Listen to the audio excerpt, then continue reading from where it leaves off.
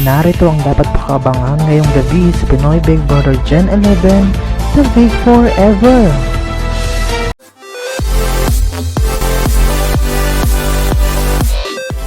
For today's video, what if ang friendship ay tested with other person's romantic relationship? Kumusta na ba ang status ni Fiang at nang maniligaw niya? Manatili pa kayang PBB Gen 11 Big Forever solid ang friendship? Abangan ang buo at totoong pag-amin ni Fiang.